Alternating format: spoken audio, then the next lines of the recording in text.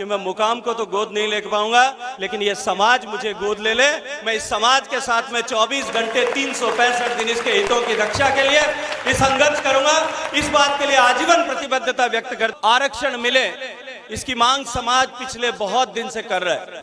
अभी कुछ दिन पहले एक प्रकरण हुआ और उस प्रकरण में जिस तरह से बिना किसी आधार के, बिना किसी ठोस जानकारी के मीडिया के किसी व्यक्ति ने जिस तरह का उल्लेख किया था, उसके बाद में जिस तरह से समाज को उद्वेलित करने का काम किया गया और जिस तरह की प्रतिक्रिया समाज ने दी थी, मुझे पूरा भरोसा है और मैं जानता हूं कि विश्नोई समाज का किस तरह का की भावना पेड़, प्रकृति, पर्यावरण, हिरण और सभी जीव जंतुओं के लिए है। लेकिन समाज को उद्वेलित करने के लिए जिस तरह का षड्यंत्र रचा गया, लेकिन मैं धन्यवाद करना चाहता हूं आज इस मौके पर खड़े होकर के आदरणीय चौधरी कुलदीप सिंह का, आदरणीय देवेंद्र जी का और आदरणीय जसवंत सिंह जी का और इस पार्टी, इस समाज के सभी वरिष्ठ जनों का, कि जब सरकार ने मेरे संज्ञान में विषय आया, मैंने आग्रह किया आदरणीय भूपेंद्र जी को, और मैं इस समय पर धन्यवाद देना चाहता हूं आदरणीय मोदी जी का और आदरणीय भूपेंद्र यादव जी का, कि जितने वर्षों से मांग थी कि ताल छापर को अभ्यारण्य बनाया था, इसको सेंचुरी घोषित की जाए। भारत सरकार ने निर्णय कर लिया है कि उसको सेंचुरी घोषित की जाएगी और उन्होंने घोषित करने का निर्णय ले लिया है और तुरंत उन्होंने जो है उसका क्लैरिफिकेशन नोट मध्य प्रदेश सरकार से इशू करवाया कि इस तरह का कोई घटना कहीं भी नहीं हुई। आज जिस तरह का इस सोशल मीडिया के चलते जिस तरह का वायुमंडल बना है, हम सबको सजग रहने की आवश्यकता है कि कुछ शरारती तत्व जो समाज में विघटन करना चाहते हैं, कुछ शरारती तत्व जो शायद इस समाज की एकता को कमतर करना चाहते हैं, वो अपने निहित स्वार्थों के चलते इस तरह के विषयों को समाज के बीच में छोड़ने का काम करते हैं।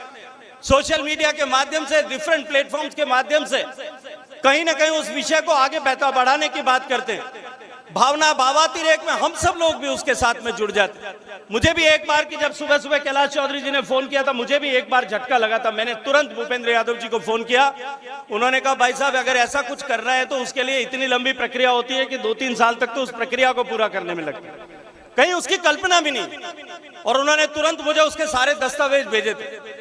तो हम सबको किसी भी इस तरह के विषय को लेकर के, और आज क्योंकि भारत जिस मुकाम पर खड़ा है और जिस परिवर्तन के दौर से हम सब गुजर रहे हैं और जिस परिवर्तन के दौर में हम सबको जिस तरह की सावधानी रखने की आवश्यकता है इस ट्रांसफॉर्मेशन के दौर में, मैं आप सब से आग्रह करूंगा, करबद्ध निवेदन करूंगा, आदरणीय कुलदीप जी का धन्यवाद देते हुए, इनका अभिनंदन करते हुए, कि हम सबको अपने आचरण और व्यवहार में जिम्मेदारी लाने की आवश्यकता है। ये अनुशासित समाज है, इसलिए मैं ये निवेदन आप सबके सामने कर रहा हूं।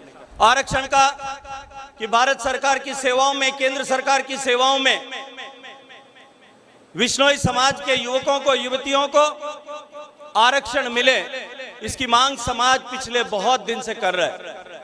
मैं आज इस मंच पर खड़े होकर के आदरणीय श्री कुलदीप चौधरी जी को, जो समाज के संरक्षक हैं, आदरणीय श्री देवेंद्र बुढ़िया जी को, आदरणीय पब्बाराम जी को, बिहारी जी को, इन सब को मैं आश्वस्त करना चाहता हूं कि आप एक बार हम एक तिथि तय करें। मैं आदरणीय गृह मंत्री जी और प्रधानमंत्री जी से समय सुनिश्चित करूं, उस दिन आप सब लोग पधारें, हम सब लोग जाकर के समाज की इस जायज मांग पर जाकर के समाज का पक्ष पूरी मजबूती के साथ रखने के लिए काम करेंगे। मैं आज इस समाज के इस पवित्र समागम में इस बात के लिए आपको भरोसा और विश्वास दिलाना चाहता हूं कि मेरी ऊर्जा और क्षमता का एक भी बिंदु, एक भी कण और मेरे हृदय का एक भी भाव, मेरे कौशल का एक भी हिस्सा जो है इस समाज की मांग को पूरा करने से के लिए प्रयास करने से बचा करके नहीं रखूंगा। मित्रों, विश्नोई समाज ने जो आज पूरे विश्व भर की चिंता का विषय, जैसा मैंने कहा कि आज विश्नोई समाज पूरे विश्व को पर्यावरण की चेतना की प्रेरणा दे रहा है। जब पूरा विश्व और विश्व के अनेक देशों में लोग सामान्य नॉर्मेटिक जीवन जीते थे, आदिवासी की तरह जीते थे, पेड़ की छाल बांध करके या किसी तरह से कपड़ा लपेट करके या चमड़ा लपेट करके अपने तन को ढक करके रहते थे, उस समय में भी इस देश में ऋषियों ने, मनीषियों ने पर्यावरण की महत्ता का विधान हमारे समाज के लिए किया था। और समाज को पर्यावरण के घटकों का महत्ता को समझाने के लिए उन्होंने धार्मिक आस्थाओं और मान्यताओं का मार्ग खोजा था। जो कोई भी देता है उसे देवता के स्वरूप में पूजने का विधान हमारे ऋषियों मनीषियों ने किया, हमारे वैदिक ऋषियों ने किया, अपनी ऋचाओं में किया। माता पिता हमें जीवन प्रदान करते हैं, उन्हें देवता के देवी के स्वरूप में मानने का विधान किया। संत और गुरु हमें ज्ञान देते हैं, उन्हें भगवान से भी ऊपर मानने का विधान किया। प्रकृति और पर्यावरण के विभिन्न घटक, चाहे धरती हमें जीवन देती है और जीवन से लेकर के जीवन के अंत तक भोजन, और भोजन के बाद में अंत में अपने आंचल में हमें समाहित करती है, उस धरती को माता के बराबर दर्जा देकर के पूजने का विधान किया। गौ माता हमें दूध देती है, उसे गौ कपिला के रूप में, देवी के रूप में पूजने का विधान किया। पीपल का वृक्ष आज वैज्ञानिक ये मानते हैं कि वो ऑक्सीजन देता है, 24 घंटे ऑक्सीजन देने वाला एकमात्र जो है वो पेड़ है।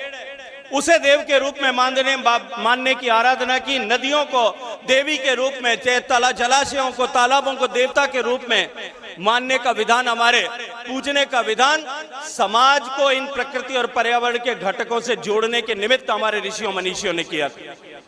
जब पूरी दुनिया विकास की यात्रा में आगे बढ़ रही थी, तब दूरदृष्टि और दिव्य दृष्टि रखने वाले गुरु जम्बेश्वर भगवान ने सैकड़ों साल बाद विश्व के सामने जिस तरह की चुनौती खड़ी होगी, जैसा संकट आने वाला है, उसको अपनी दिव्य दृष्टि से देख करके आज से 500 से भी ज्यादा साल पहले इस बात का विधान किया था कि पेड़ काटना नहीं है, वह प्राणियों की रक्षा करना है, और इस पर्यावरण की रक्षा के लिए यज्ञ का विधान उन्होंने किया था। आज अगर दुनिया में वैज्ञानिक किसी एक बात से चिंतित हैं, तो वो परिवर्तन, जलवायु परिवर्तन से, क्लाइमेट चेंज से चिंतित है। मुझे विश्व भर के मंचों में जाकर के इस विषय पे बात करने का जल शक्ति के मंत्री होने के नाते अवसर मिलता है। मैं उन सारे वैज्ञानिकों के सिर पर, माथे पर वो चिंता की लकीरें स्पष्ट रूप से अनुभव कर पाता हूं, जिन वैज्ञानिकों के भरोसे ये पूरा विश्व इस प्रकृति और पर्यावरण को बांधने, इसको काबू करने के लिए चला था। आज सबसे ज्यादा डरे हुए अगर कोई है, और वो आज भारत के विधि और विधान की तरफ देखते हैं, भारत की सांस्कृतिक मान्यताओं की तरफ देखते हैं, भारत के ज्ञान की तरफ देखते हैं और भारत से प्रेरणा लेते हैं, ये निश्चित रूप से हम सब के लिए एक ऐसा अवसर है जब भारत, भारतीय और भारतीयता की महत्ता पूरे विश्व में बढ़ रही है। ऐसे समय में हम सबको काम करने का अवसर मिला है। ये विचार, ये संस्कार प्रकृति होकर के पूरे विश्व के लिए प्रेरणा बने, इसके लिए हम सबको आज से प्रण लेकर के, संकल्प लेकर के आगे बढ़ना है। मैं एक विषय को आपके सामने और रखना चाहता हूं। मुझे थोड़ा दुख हुआ था, इसलिए मैं आज इस समाज गंगा के सामने इस बात की चर्चा करना चाहता हूं। मित्रों, मैं अपनी बात समाप्त करूं उससे पहले एक विषय और रखना चाहता हूं। अभी मंच से कहा गया कि आदरणीय अर्जुन राम जी ने मुकाम को गोद लिया।